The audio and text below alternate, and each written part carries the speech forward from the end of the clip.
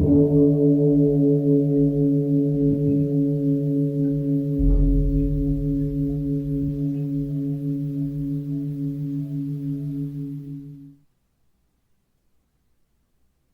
all beings be happy. May all beings be healthy.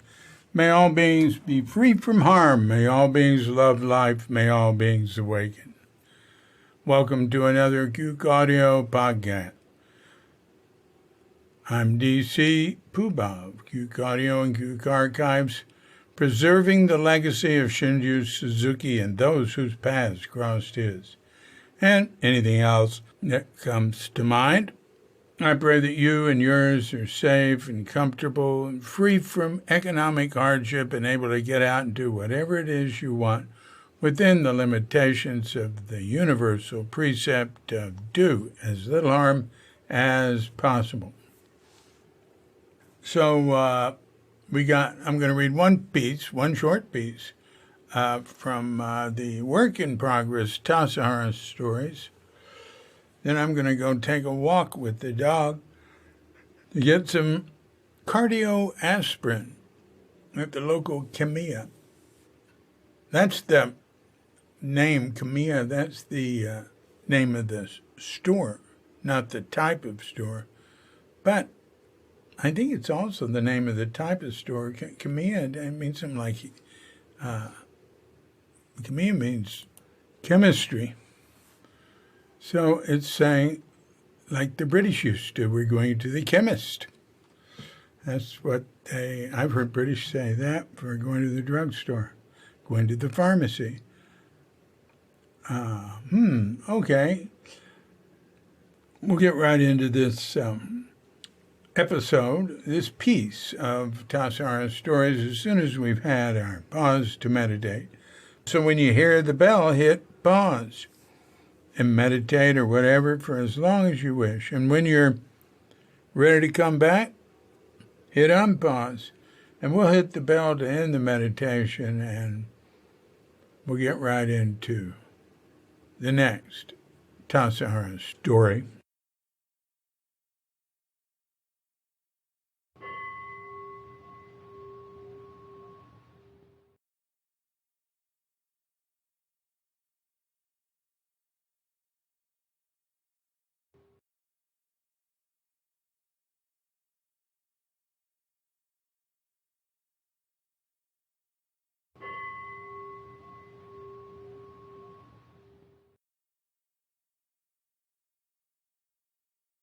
Cookies.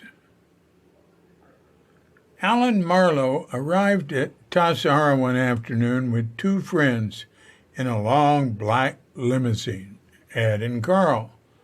They had reservations in Stone Room 1 with its fireplace couch, two small adjoining rooms, and a porch out back overlooking the creek. Loring was in the office and checked them in. When his shift was over, he went to their room to visit.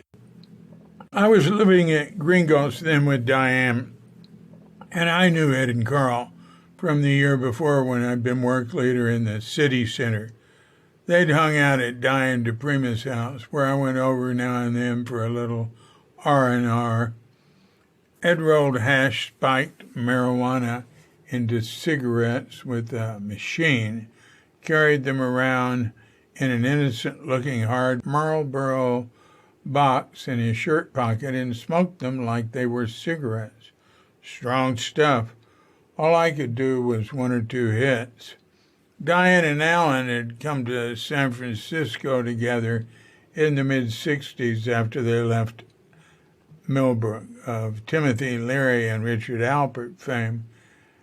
Alan, who was living at the city center that year, said that Ed and Carl were part of that scene and that now they were with the Brotherhood of Eternal Light, an organization altruistically dedicated to spreading light, love, and LSD around America and the world, and cannabis, especially in the form of hashish, which they cleverly imported from Afghanistan. Diane's daughter, Jeannie, and I went to Ed's apartment one evening to deliver a gift from Diane. There was a bowl on the table that I assumed was pot, but it wasn't. It was totally legal herbal smoking mix.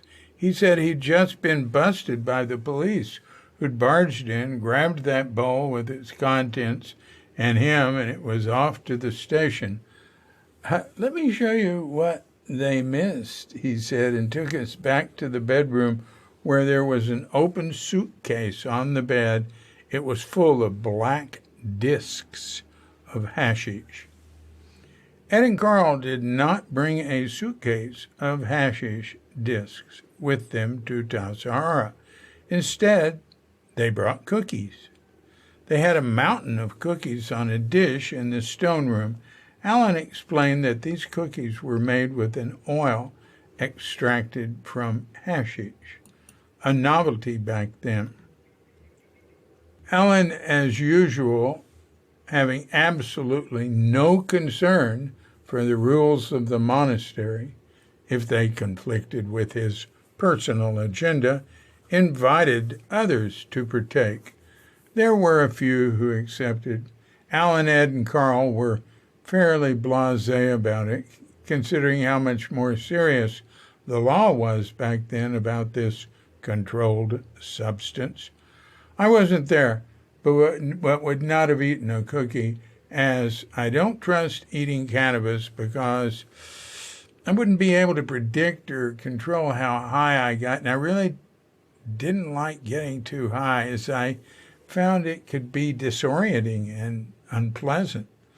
Loring always considered cannabis as a sacrament and took 2 cookies, and Tassajara with its students and guests continued to run smoothly, with a few wobbles due to the generosity of the outlaws in the stone room.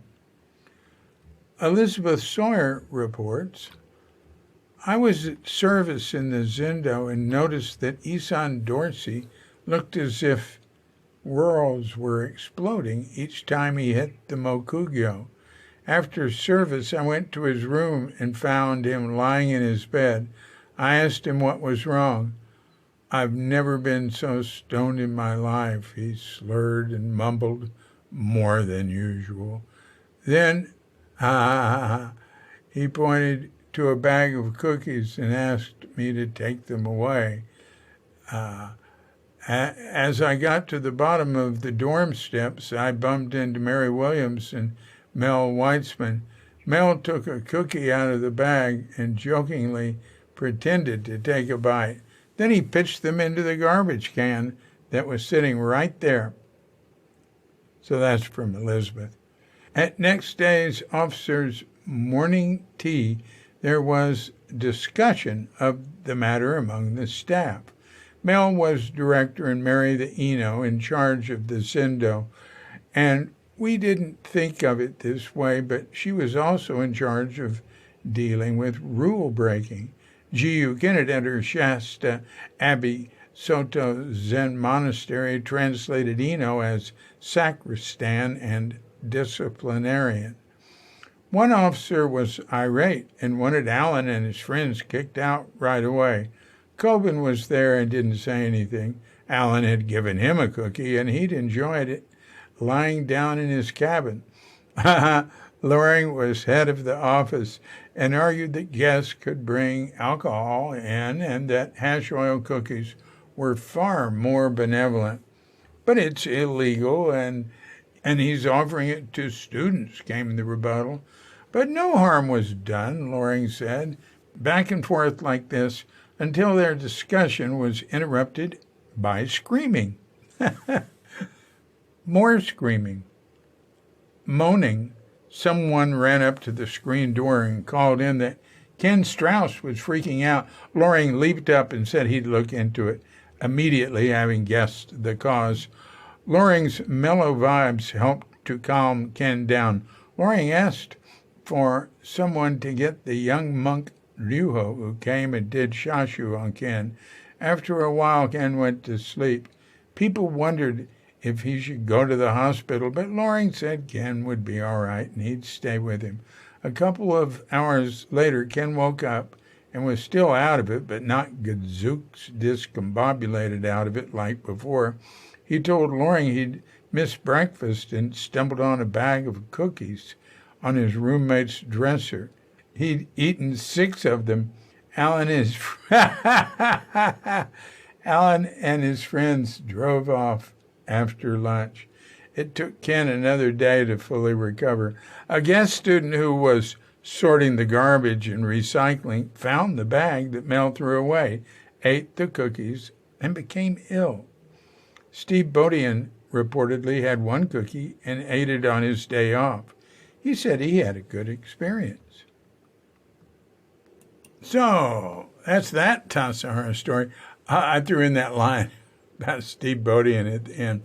Steve Bodian is a teacher in the Zen Advaita Vedanta tradition. He studied Zen. He was at Tassajara then. And but I feel like he became more like a Dharma heir, something of Adyashanti, and he's got his own trip going now. Yeah, I just looked online. It's StephenBodian.org if you want to read about him. And then it reads a big "Wake Up to Your Life" on it. And it's got a beautiful picture of beach, waves, and sunset. That looks nice. So, this has been a brief Tassajara story. I'm DC Puba of Cuke Audio and Cuke Archives, coming to you from sleepy Sanur with Doggy Bandita, Feline Cuchita, and dear lovely Katrinka. And we're wishing you and yours and all of us a grand awakening.